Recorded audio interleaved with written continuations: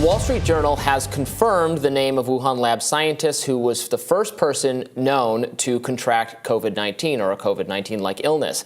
Government officials told the Journal that Ben Hu first contracted COVID amidst his U.S.-funded gain-of-function research on coronaviruses. This report does appear to confirm the original reporting of Michael Schellenberger and Matt Taibbi that we discussed on this show, who had identified Hu and two other Wuhan lab researchers as COVID's patients zero.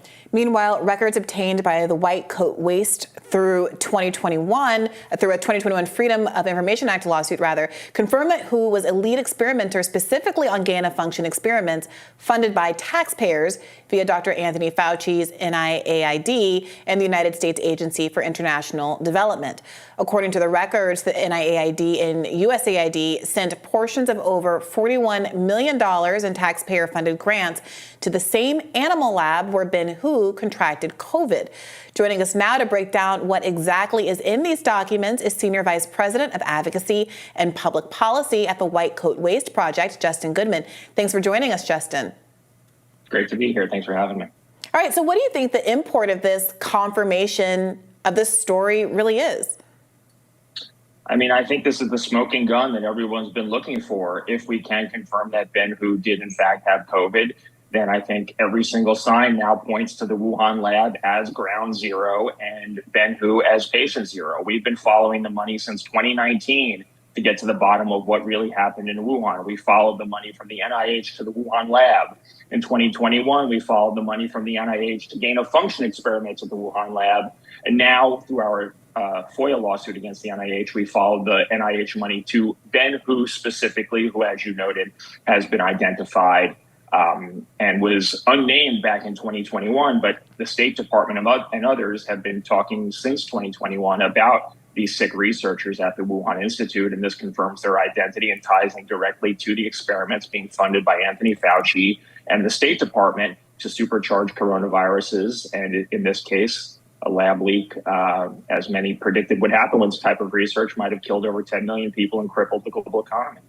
Yeah, tell us more about the specifics of this grant and Ben Hu's involvement, because it wasn't just that, he happens to be doing this kind of research at the lab, but that this research was specifically funded on an NIH grant to do gain-of-function research. Tell us more about the specifics. So Ben Hu first got on our radar back in late 2019 when we identified a paper that he was the lead author on, published with Peter Daszak and funded by USAID and the NIH, Fauci's division specifically, outlining how they were going into these remote areas of China, collecting wild-back coronaviruses and then bringing them back and engineering them in the lab to make them more contagious and deadly. Now, so that paper came out in 2017. We exposed in early 2020 the connection between NIH and Hu, but we did not know specifically how he was being funded or what his role was specifically. Now we know, again, that he's tied directly to these grants that Fauci was funding to, again, collect these wild viruses, supercharge them. Now, an added component to this is that Ben Hu was the lead researcher on the infamous diffuse proposal that Peter Daszak submitted to the Department of Defense, looking to basically create what became SARS-CoV-2. This diffuse proposal from 2018 was outlined the blueprint for the virus that caused COVID, and Ben Hu was supposed to be the guy on the ground in Wuhan to create this super virus. That proposal, as we know now, the Defense Department didn't fund it, but evidence suggests that they went ahead and did it anyway, and that's the experimentation that caused the lab leak. Justin, where is Ben Hu and the other two researchers? And again, is there any effort to reach out to them, talk to them? Have they given any interviews since the start of the pandemic? So I've talked to Michael Gordon at the Wall Street Journal in the course of his reporting over the last week or so. He reached out to all three of the patient zero. He said he did get in touch with Ben Hu, but he did not give a comment. But as far as we know, Ben Hu is still affiliated with the Wuhan Institute. I'm not sure of the whereabouts of the other two. Michael Gordon did indicate to me that one was now at a different institution, no longer at WIV.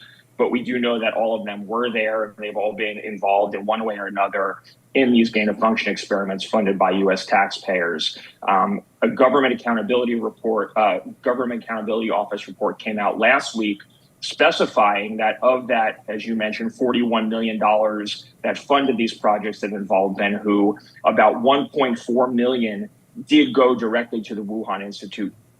We don't know exactly how much of that went to Ben Hu personally, but we do know for certain that over $1 million of that money did go to the Wuhan Institute through NIAID and USAID, and that NIAID was slated to send even more money to Ben Hu and the Wuhan Institute for these dangerous gain-of-function experiments from 2019 to 2024, had White Coat not exposed to that grant in early 2020, and subsequently, a few weeks later, Trump cut it in April 2020. So not only were we funding this incredibly treacherous research at the Wuhan lab on animals, but we were going to keep doing it had someone not blown the whistle.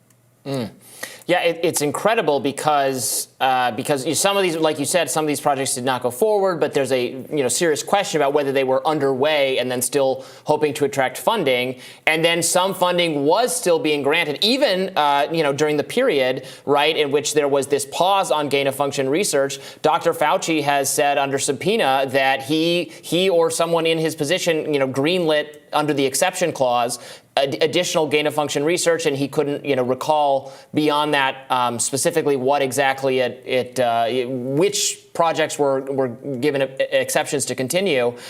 Is that, characteristic of the approach in your dealings and trying to wrestle all these documents from these agencies, just a kind of extraordinary level of bureaucratic neglect, of people not being fully aware of what's going on, in a distant laboratory halfway across the world in conditions that can't be closely vetted by the U.S. government?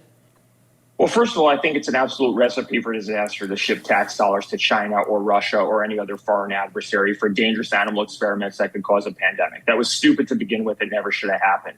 But what's worse is that I would argue that this is way worse than neglect, because documents we obtained through our FOIA lawsuit, actually that provide for these Ben Hu documents, also show that back in 2016, the Fauci's NIH division not only allowed Peter Daszak to do gain-of-function experiments in Wuhan during the pause that Obama instituted from 2014 to 2017. So right smack in the middle of that, not only was Fauci allowing this to happen, but his staff was conspiring in writing with Peter Daszak and the Wuhan Institute. We have the emails where they let Peter Daszak redefine the definition of gain of function so that the experiments in Wuhan that he was shipping tax dollars to did not fall under the ban, and then went ahead with them anyway.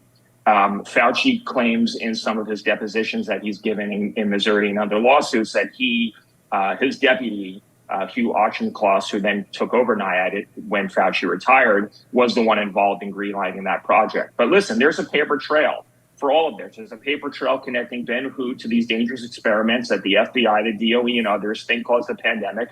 And there's a paper trail of Anthony Fauci and his minions actively involved in ensuring that the Wuhan lab could do these dangerous experiments and skirt a federal ban on gain of function. And again, this is what you get when you break the rules. There's no transparency and accountability, and you're shipping tax dollars to a foreign adversary that doesn't have our best interests in mind. This was the worst case scenario that people have been warning about for decades. It's why Barack Obama and Joe Biden put the gain of function pause in place in the first place, to avoid a scenario like this. And then Fauci and others skirted the rules, and I would argue caused a pandemic. Justin Goodman, thank you so much for this reporting and for joining us here today. Really blockbuster stuff. Thanks, both.